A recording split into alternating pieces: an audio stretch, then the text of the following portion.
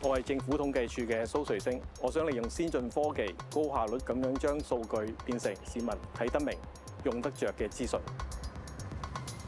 咁我而家係喺政府統計處經濟統計調查科工作嘅，咁我係呢個科嘅高級統計師啦。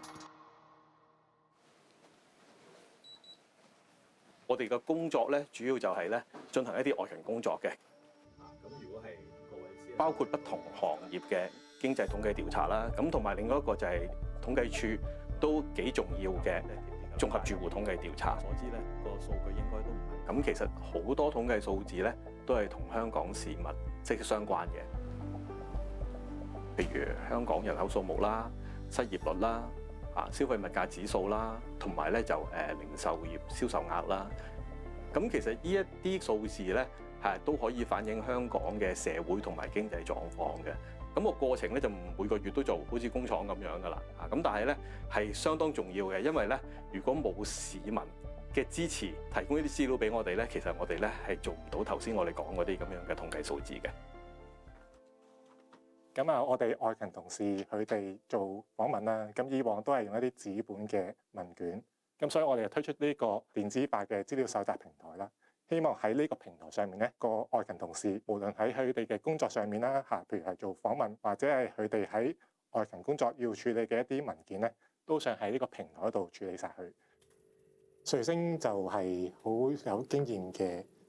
一個上司啦，好快俾到一啲嘅方向係點樣去。我哋應該要點樣做？譬如頭先講嘅個 DCP，我哋個資料搜集系統啦，咁好多嘅範疇唔係話我哋統計師覺得係咁就係咁，我哋都係要諮詢個外勤同事，佢哋真係親身應用呢個系統嘅一啲佢哋嘅意見。咁呢啲都係瑞星好多時會提點我哋會做嘅嘢咯。我好鼓勵同事咧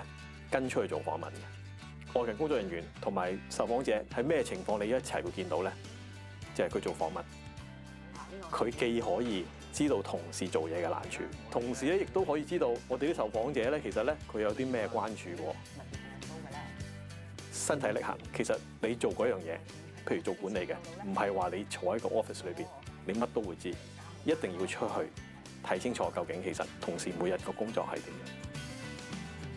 而家呢個平板咧，其實咧我哋有兩個電腦系統喺裏邊嘅嚇，一個就係電子化資料搜集平台啦，另一個咧就係外勤工作管理系統啦。咁因為其實同事拎一個平板就做到所有嘢啦。咁同埋佢哋訪問嘅時候收到嘅資料咧，其實立即就會上傳去我哋嗰個伺服器嗰度。以往咧就要將嗰啲文件咧傳嚟傳去嘅。咁而家咧其實咧同事喺出邊外勤工作嘅時候咧，佢